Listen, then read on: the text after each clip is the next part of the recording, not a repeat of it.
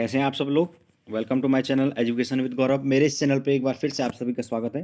दोस्तों, मैं आपके बीच में लेके आया हूँ फिर जो है टीचिंग एप्टीट्यूड से रिलेटेड प्रैक्टिस सेट, जो कि प्रैक्टिस सेट नंबर 8 होगा। इससे पहले जो है लास्ट जो प्रैक्टिस सेट है उसमें हमने 29 क्वेश्चन डिस्कस किए थे, तो उससे आगे के जो क्वेश्चंस हैं वो हम आज इस वीडियो के अंदर डिस्कस करने वाले हैं। तो आप लोग पूरे वीडियो को ध्यान से देखना और लास्ट तक मेरे साथ बने रहना, ताकि आपको सारी चीज़ें क्लियर हो जाएं, ठीक है। और ये जो प्रैक्टिस सेट होगा ये भी आपका जो हमने जो टीचिंग के से टेक्नोलॉजी पढ़ी थी उसी से रिलेटेड होगा ये प्रैक्टिस सेट भी, ठीक है। तो चलिए, अगर आप लोग घूमने फिरने भी जा रहे हैं, 31st मनाने कहीं जा रहे हैं, तो उससे पहले वीडियो देख के जाइए, ओके। तो चलिए फ्रेंड्स, स्टार्ट करते हैं। तो हम कहाँ थे? 29 जो क्वेश्चन हैं वो हम ऑलरेडी डिस्कस कर चुके हैं इसके अंदर। तो चलिए, क्वेश्चन नंबर 30। क्वेश्चन 30 है हमारे पास। चित्र विस्तारक का उपयोग होता है। पहला है अचल चित्रों में, दूसरा है पारदर्शियों में, तीसरा है ए एंड बी, एंड चौथा इनमें से कोई नहीं। तो बताइए, चित्र विस्तारक का उपयोग कहाँ होता है?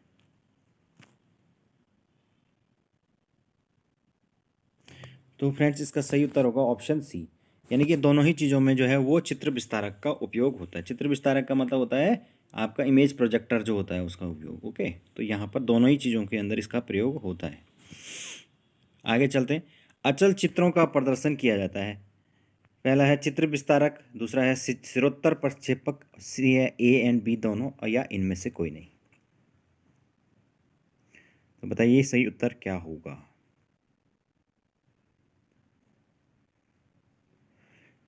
तो इसका भी जो सही उत्तर होगा वो होगा फ्रेंड्स ऑप्शन सी, यानी कि यहाँ पर भी दोनों ही चीज़ें जो हैं वो अचल चित्रों का प्रदर्शन किया जाता है, दोनों ही चीज़ों से। सिरोत्तर प्रक्षेपक जो OHP है उसमें भी जो है वो अचल चित्र जो है वो प्रस्तुत किए जा सकते हैं, और चित्र विस्तारक के माध्यम से भी किए जा सकते हैं। चलिए आगे चलते हैं। बहुपक्षीय प्रदर्शन का प्रक्षेपण किया जाता है। पहला है सिरोत्तक प्रक्षेपक, दूसरा है चित्र विस्तारक, तीसरा है चलचित्र प्रक्षेपकों द्वारा, और चौथा है ये सभी, ऑल ऑफ दीज। तो बताइए इसका सही उत्तर। तो फ्रेंड्स, इसका जो राइट आंसर होगा वो होगा ऑप्शन सी। यहाँ पर जो है वो कह रहा है कि बहुपक्षीय प्रदर्शन, यानी कि मल्टी डायमेंशनल जो आपको प्रोजेक्शन होता है, तो ये आपका चलचित्र प्रक्षेपकों के माध्यम से ही संभव है, ओके। आगे चलते हैं। शिक्षण प्रक्रिया का मुख्य घटक है। पहला है पाठ्य पुस्तक, दूसरा है संप्रेषण, तीसरा है सहायक प्रणाली, एंड ऑल ऑफ दीज। बताइए इसका सही उत्तर। तो इसका सही उत्तर होगा ऑल ऑफ दीज। ये सभी जो है हमारे शिक्षण प्रक्रिया के मुख्य घटक के अंतर्गत आते हैं। चलिए आगे चलते हैं। आगे हमारे पास चलचित्र प्रक्षेपकों में किस प्रकार का प्रदर्शन होता है। पहला है एक पक्षीय, दूसरा है द्विपक्षीय, तीसरा है त्रिपक्षीय, और चौथा है बहुपक्षीय। तो फ्रेंड्स, इसका राइट आंसर हो जाएगा ऑप्शन डी, क्योंकि मैंने अभी बताया कि जो चलचित्र होते हैं उसमें प्रक्षेपण किस प्रकार का होता है, बहुपक्षीय होता है, मल्टी डायमेंशनल होता है, ओके। चलिए आगे चलते हैं। निम्नलिखित में से किसके द्वारा वाद विवाद का संप्रेषण किया जाता है। पहला है रेडियो, दूसरा दूरदर्शन, तीसरा टेली कॉन्फ्रेंसिंग, एंड चौथा सिरोत्तर प्रक्षेपक।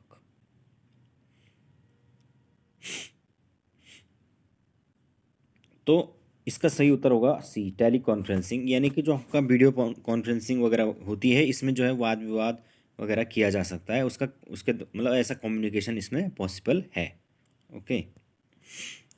चलिए आगे चलते हैं।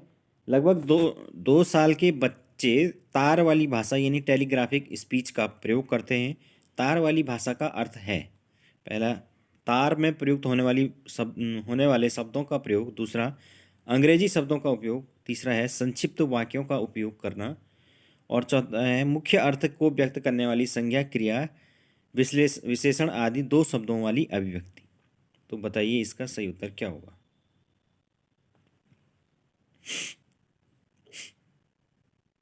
तो फ्रेंड्स, इसका जो राइट आंसर होगा वो ऑप्शन डी है, यानी कि जो मुख्य अर्थ है उसको व्यक्त करने के लिए जब हम जो नाउन प्रोनाउंस विशेषण यानी कि आपका एडजेक्टिव वगैरह यूज़ करते हैं, तो उसी को हम क्या कहते हैं, टेलीग्राफिक स्पीच के अंतर्गत रखते हैं। चलिए आगे चलते हैं। नेक्स्ट है, बच्चों के भाषा विकास की क्रमिक गति का रिकॉर्ड रखने का कौन सा सर्वाधिक सहायक तरीका है? पहला है शिक्षण डायरी, दूसरा है पोर्टफोलियो, तीसरा है लिखित परीक्षा की उत्तर पुस्तिका एंड चौथा है नोटबुक। तो बताइए इसका राइट आंसर क्या होगा?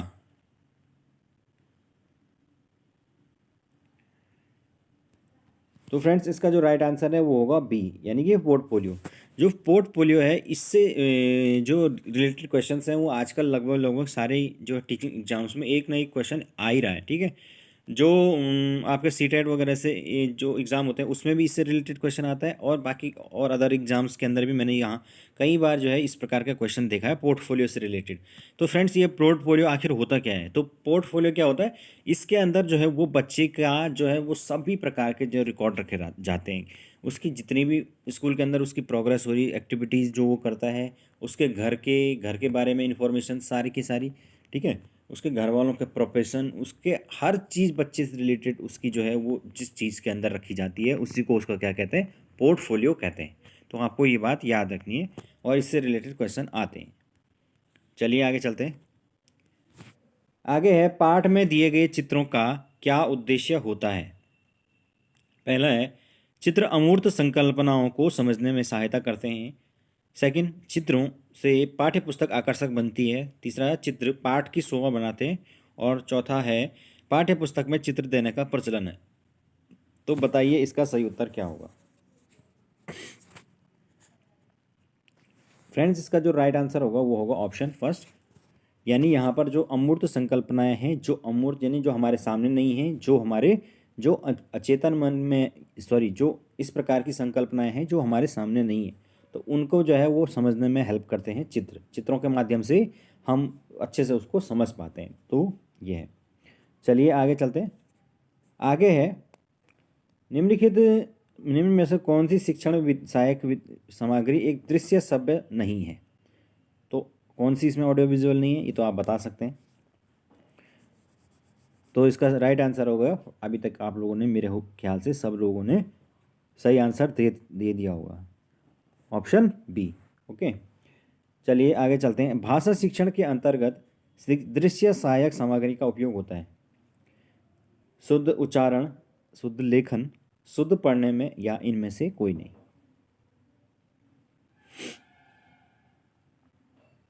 तो बताइए इसका सही उत्तर क्या होगा? तो इसका सही उत्तर होगा फ्रेंड्स बी, यानी कि शुद्ध लेखन में। क्योंकि भाषा शिक्षण में जो है वो हम किसी भी ऑडियो विजुअल एड्स को प्रयोग करेंगे तो उसका जो प्रयोग होगा, जैसे कि अगर हम कोई एड प्रयोग कर रहे हैं जिसके अंतर्गत जो है वो लिखाया जा रहा है, कोई निबंध दिखाया जा रहा है, तो वहाँ पर बच्चे का क्या होगा, जो लिखने का तरीका होगा या जिसको हम राइटिंग कहते हैं वो अच्छी होगी, शुद्ध लिखने में उसको मदद मिलेगी। चलिए आगे चलते हैं। निम्न में से क्या एक शिक्षण में सहायक सभ्य सामग्री नहीं है? तो बताइए इसका सही उत्तर।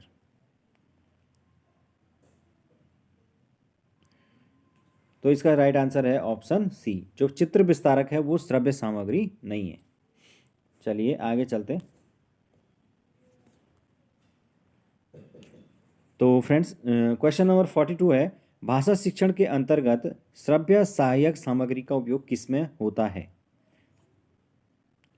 शुद्ध उच्चारण, शुद्ध लिखने में, शुद्ध पढ़ने में, या इनमें से कोई नहीं? तो बताइए इसका सही उत्तर क्या होगा? तो फ्रेंड्स इसका जो सही उत्तर होगा वो होगा शुद्ध उच्चारण करने में, ठीक है। तो यहाँ पर वो बात कर रहा है कि भाषा शिक्षण के अंदर श्रव्य सहायक सामग्री, यहाँ पर क्या होता है, कई जो बच्चे होते हैं उनको अगर सीखने में दिक्कत है तो उनके लिए जो लिंगुआ फोन होते हैं वो इसका इस्तेमाल होता है, जिससे कि वो बच्चे जो है वो शुद्ध उच्चारण कर पाएँ।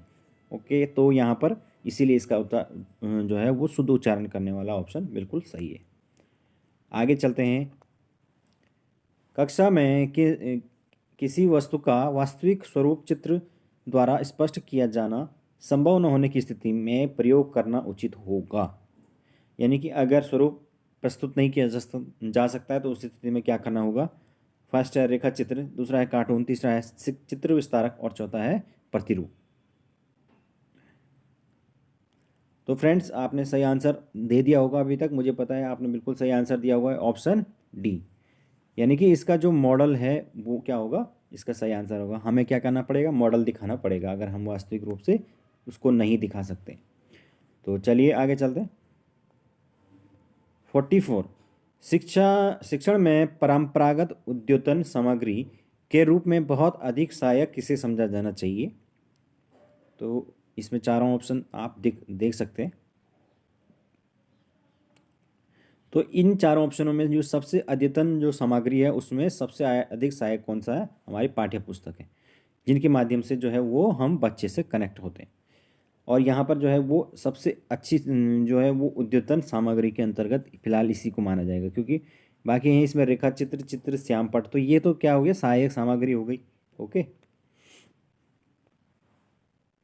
जिस यंत्र के माध्यम से छोटे चित्रों मानचित्रों को विस्तृत या बड़े आकार करके दिखाया जा सकता है वह है एपिडायोस्कोप, दूसरा है मैजिक लैलटेन, तीसरा है ओवरहेड प्रोजेक्टर एंड चौथा है लिंगुआ फोन। तो फ्रेंड्स इसका जो सही उत्तर होगा वो होगा एपिडायोस्कोप। ये मैंने आपका इसका फोटो भी बताया था। इससे क्या होता है, प्रोजेक्ट करके चित्रों को बड़े आकार का करके दिखाया जाता है। चलिए लेट्स मूव। उच्च प्राथमिक स्तर पर कहानी रचना के लिए उपयोगी सामग्री होगी। तो बताइए इसका राइट आंसर। तो राइट आंसर होगा ऑप्शन डी। ये सारे के सारे जो श्यामपट से लेकर फ्लैश कार्ड और चित्रकथाएं, ये सभी हमारे लिए क्या होगी, कहानी रचना के लिए उपयोगी सामग्री कहलाती हैं। तो फ्रेंड्स इसीलिए इसका जो सही आंसर है वो ऑप्शन डी होगा। नेक्स्ट, निम्न में से क्या एक बेमेल शिक्षक सहायक सामग्री है, यानी आपको बताना है इसमें से कौन थोड़ा अलग है। तो बताइए, आपको ऑप्शन दिख रहे होंगे। तो सीधा सीधा है इसका, ज़्यादा कुछ सोचने की ज़रूरत तो नहीं है। फ्रेंड्स इसका जो राइट आंसर है वो होगा टीवी। ओके। बाकी की चीज़ें आप देख सकते हैं कि यहाँ पर जो सीधे सीधे वो क्या कैसे इस्तेमाल होते हैं हमारे, वो आपके एक तरह से सुनने वाले जो श्रव्य साधन है, लेकिन टीवी यहाँ पर क्या हो जाएगा, दृश्य साधन के रूप में इस्तेमाल होगा। तो इसीलिए जो है ये ऑप्शन थोड़ा अलग हो जाएगा। चलिए आगे चलते हैं। दृश्य श्रव्य उपकरण सीखने वाले व्यक्तियों, घटनाओं, वस्तुओं और कारण तथा प्रभाव संबंधों के नियोजन अनुभवों के से लाभ उठाने का अवसर देते हैं। यह कथन किसका है, ब्लेयर, क्रो, जीन प्याजे या स्किनर। तो फ्रेंड्स ये जो कथन है ये है क्रो का नाम आपने कई बार सुना होगा। ये भी बहुत बड़े शिक्षाविद रहे हैं। तो इन्होंने ही ये चीज़ बताई थी कि दृश्य से जो श्रव्य उपकरण है हमारे, यानी ऑडियो विजुअल जितने भी एड्स हैं, उनसे क्या होता है, हमारे जो घटनाएं होती हैं, वस्तुएं होती हैं, कारण होती हैं या उसके इफेक्ट होते हैं, तो उनसे संबंधों के नियोजन अनुभवों से लाभ उठाने का मतलब जो भी वो उनसे रिलेटेड चीज़ें होंगी उसकी प्लानिंग करके उनके अनुभवों से हम क्या ले सकते हैं, लाभ ले सकते हैं। तो ये क्रो का एक स्टेटमेंट था। नेक्स्ट है, शिक्षण के अंतर्गत दृश्य श्रव्य सहायक सामग्री उपयोगी है। पहला है शिक्षण कौशलों के विकास में, दूसरा है शिक्षण को रोचक बनाने में, तीसरा है एक से अधिक इंद्रियों को सक्रिय करने में, और उपरोक्त सभी के लिए। तो इसका आंसर आप सब ने दे दिया होगा। इसका आंसर है ऑप्शन डी। ओके। यानी कि यहाँ ये सारे के सारी जो चीज़ें हैं हमारी, वो आप सब जानते हैं कि ये दृश्य सहायक सामग्री के रूप में उपयोगी होती हैं। यहाँ पर वो पहला देखिए आप, शिक्षण कौशलों के विकास में, तो भाई जब हम इन एड्स का प्रयोग करते हैं तो हमारे टीचिंग स्किल डेवलप होते हैं, शिक्षण को हम रोचक बनाते हैं। और एक से ज़्यादा इंद्रियाँ जब हम ऑडियो विजुअल एड्स यूज़ करते हैं तो वहाँ पर हमारी जो है आँखें भी एक्टिव होती हैं बच्चों की, उसमें जो है कान भी एक्टिव होते हैं। फिर अगर हम उनको कुछ एक्टिविटी देते हैं तो उनके हाथ भी एक्टिव होते हैं। तो जितने ज़्यादा ऑर्गन उनके एक्टिव होंगे वो उतना सीखेंगे। यही क्या है, आपका मनोवैज्ञानिक सिद्धांत है। चलिए आगे चलते हैं। संरचना के विकास में प्रयुक्त करते हैं वस्तुओं, प्रतिमानों, आकृतियों या ये सभी। बताइए इसका राइट आंसर। तो इसका राइट आंसर होगा ऑप्शन डी। सारे ही जो हैं वो संरचनाओं के विकास में, संरचनाओं मतलब किसी चीज़ का जो है दिमाग में स्ट्रक्चर बनाने के लिए क्या प्रयोग होता है। तो हम क्या करते हैं, या डायरेक्ट कोई वस्तु दिखा देते हैं या उसका सैंपल दिखा देते हैं, या क्या करते हैं, उसकी कोई आकृति दिखा देते हैं। ये सब चीज़ें तो होती हैं। चलिए आगे चलते हैं। तो चलिए फ्रेंड्स आगे चलते हैं। व्यवहार प्रौद्योगिकी की प्रमुख विशेषताएं। तो मैंने आपको एजुकेशन टेक्नोलॉजी जो पार्ट फर्स्ट बनाया था उसमें मैंने आपको व्यवहार प्रौद्योगिकी जो है वो बताया था। तो बताइए इसका राइट आंसर।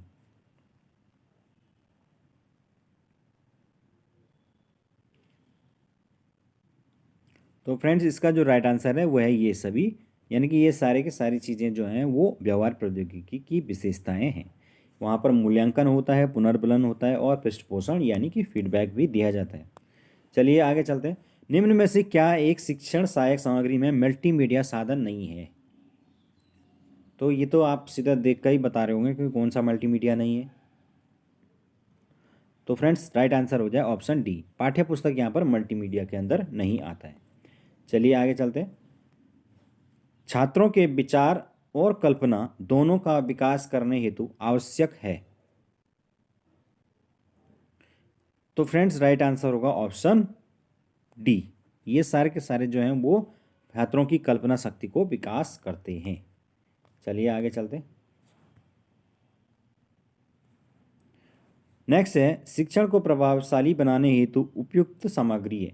विद्यालय का मैदान, विद्यालय की इमारत, तीसरा है श्यामपट्ट और चौथा है ये सभी। तो फ्रेंड्स इसका जो राइट आंसर होगा वो होगा ऑप्शन सी, यानी यहाँ पर जो है वो क्योंकि शिक्षण की बात कर रहा है तो इसलिए जो है वो आ जाएगा श्यामपट्ट। ओके, अगर वो कहता है कि जो है विद्यालय के अंदर जो है हम क्या क्या चीज़ें बच्चे के जो पर्सनालिटी है या उसकी व्यक्तित्व को निखारने के लिए सहायक हो सकती हैं तो उसमें ये सारी चीज़ें आ जाती है। लेकिन यहाँ पर शिक्षण की बात हो रही तो उसमें केवल श्यामपट्ट आएगा, न कि खेल का मैदान या इमारत आएगी। हालांकि जो नए जो कॉन्सेप्ट आ रहे हैं उसमें जो है वो जो बिल्डिंग है उसको भी एक लर्निंग एड की तरह इस्तेमाल करने की जो है वो कई जगह जो है वो प्रयास चल रहे हैं। ठीक है, उसके लिए जो प्रोग्राम चलता है उसका नाम क्या है, बाला। बाला, बाला का फुल फॉर्म पूछा गया था तो बाला का फुल फॉर्म आपको याद रखना है, बिल्डिंग एज लर्निंग एड, है ना।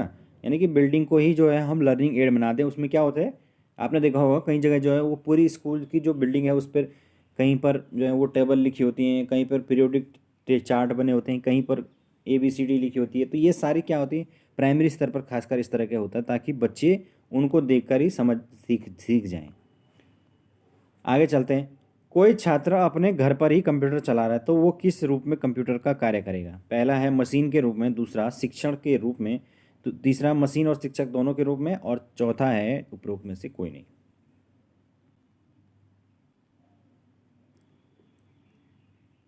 तो इसका राइट आंसर होगा ऑप्शन सी, यानी दोनों ही रूपों में वो अपने कंप्यूटर का प्रयोग करेगा। चलिए आगे चलते हैं। भाषा शिक्षण में शिक्षण सहायक सामग्री का लाभ है। तो बताइए कौन सा लाभ है भाषा शिक्षण में, जो शिक्षण सहायक सामग्री है उसके क्या लाभ है?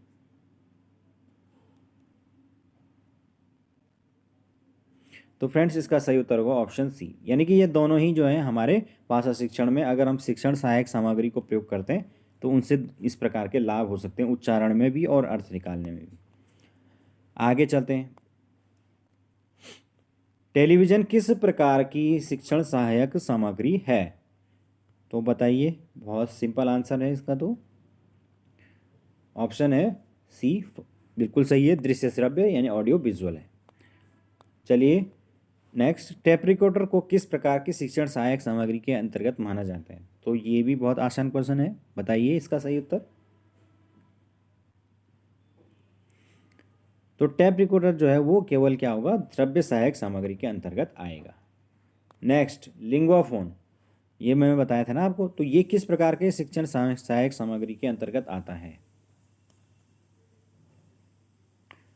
तो फ्रेंड्स ये जो है वो श्रव्य सहायक उपकरण एक प्रकार का है। ओके, आगे, निम्न में से क्या शिक्षण सहायक सामग्री शिक्षण सहायक सामग्री दृश्य सामग्री नहीं है?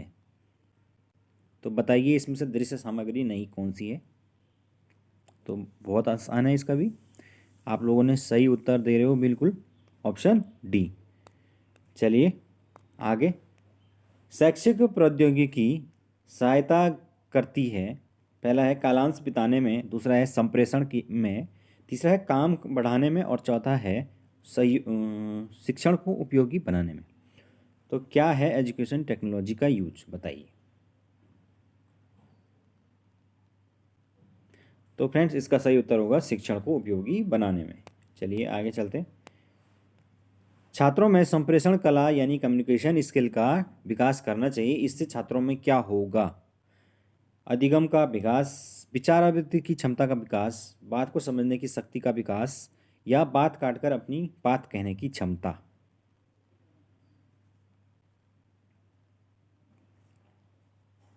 तो इसका राइट आंसर होगा फ्रेंड्स ऑप्शन बी, यानी कि जब संप्रेषण कला का विकास उसके अंदर हो जाएगा तो वो क्या करेगा, अपने आप को ज़्यादा अच्छे तरीके से एक्सप्रेस कर पाएगा, विचार अभिव्यक्ति कर पाएगा, और इससे उसकी एक्सप्रेशन की क्षमता जो है वो विकसित होगी। चलिए आगे। कक्ष में विचार संप्रेषण के स्तर को प्रभावित किया जाता है। तो बताइए सही उत्तर क्या होगा? विचार संप्रेषण के स्तर को प्रभावित किया जाता है। विचार संप्रेषण मतलब आपका थॉट कम्युनिकेशन। तो बताइए, जलवायु के द्वारा, प्रकाश के द्वारा, उपलब्ध साधन व समय के द्वारा, या इन सभी के द्वारा। तो इसका राइट आंसर होगा ऑप्शन सी। जो हमारे पास उपलब्ध संसाधन है और टाइम है, उन दोनों ही चीज़ों के द्वारा हम विचार संप्रेषण के स्तर को प्रभावित करते हैं। बाकी इसमें जलवायु और प्रकाश का कोई रोल नहीं होता है। ओके, नेक्स्ट है सॉरी फ्रेंड्स, जो शिक्षक कक्षा में छात्रों को बोलने की स्वतंत्रता नहीं देते हैं, उनकी कक्षा में विचार संप्रेषण पहला है सफलतापूर्वक चलता है, सफलतापूर्वक नहीं चलता है, छात्रों द्वारा बाधित होता है, या अध्यापक द्वारा बाधित होता है। तो इसका राइट आंसर होगा ऑप्शन बी, सफलतापूर्वक नहीं चलता है। यानी कि क्लास के अंदर किस प्रकार का माहौल होना चाहिए, वो डेमोक्रेटिक माहौल या लोकतांत्रिक माहौल होना चाहिए, जहाँ पर बच्चों को भी अपने विचार अभिव्यक्ति का पूरा एक तरह से मौका दिया जाना चाहिए। ये नहीं होना चाहिए कि जैसे पुराने टीचर होते हैं कि बस मैं क्लास में एक तरह से तानाशाही मचा रखी है, जो है मैं बोलूँगा वही सही है, बाकी तो तुम सब बेवकूफ़ हो। चलिए आगे। नेक्स्ट है, निम्नलिखित में से किन्हें दृश्य श्रव्य या दृश्य सामग्री के अंतर्गत वर्गीकृत किया जाता है? तो ये सारे ऑप्शन आपको दिख रहे हैं, बताइए इसका राइट आंसर क्या होगा? तो फ्रेंड्स इसका जो राइट आंसर होगा वो होगा ऑप्शन डी। ये सारे के सारे जो हैं वो ये तो दृश्य श्रव्य हैं या दृश्य सामग्री के अंतर्गत आते हैं। चलिए आगे चलते हैं। शिक्षक प्रायः दृश्य श्रव्य सामग्री को समझते हैं। तो बताइए राइट आंसर क्या होगा?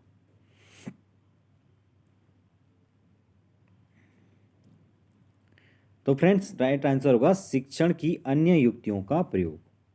तो शिक्षक जो है वो दृश्य श्रव्य सहायक सामग्री को शिक्षण की अन्य युक्तियां समझते हैं, ठीक है, ना कि वो कोई मनोरंजन का साधन है या कोई पारंपरिक शिक्षक को प्रतिस्थापित करना है, न हमें तैयारी जो है वो समय की बचत करनी है। चलिए आगे चलते हैं। दूरदर्शन को शिक्षाविद कहते हैं। पहला है शिक्षण सहायक सामग्री के रूप में महत्वपूर्ण उपकरण, शिक्षण सहायक सामग्री के रूप में एक बाधा, और कक्षा में शिक्षण के लिए पूर्ण अनुपयुक्त, और चौथा है कक्षा में के मनोरंजन की सामग्री। तो इसका राइट आंसर होगा ऑप्शन फर्स्ट, यानी कि सहायक शिक्षण सहायक सामग्री के रूप में महत्वपूर्ण उपकरण एक तरह से दूरदर्शन होता है।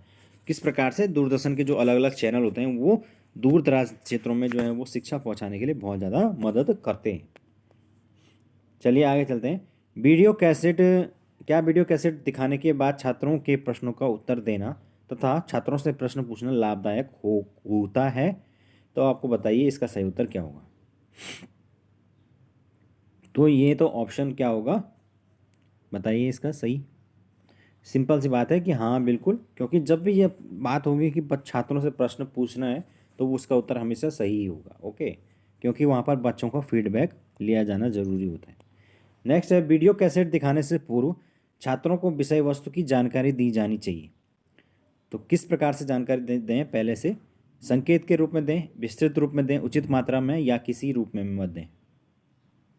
तो फ्रेंड्स इसका जो राइट आंसर होगा वो ऑप्शन सी होगा, यानी उचित मात्रा में उनको पहले जानकारी दी जानी चाहिए। नेक्स्ट है, जब कभी बुलेटिन बोर्ड का प्रयोग करें तो सदैव ध्यान रखें। बताइए इनमें से क्या होगा। बुलेटिन बोर्ड आपको पता है।